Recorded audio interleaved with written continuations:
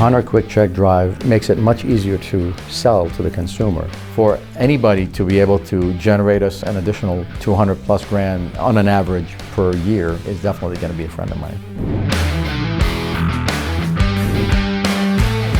It was a no-brainer to put it in all the stores. This machine pays for itself in months and not years. 30 a day is going to generate just under $1 million in retail alignment sales in a 12-month period.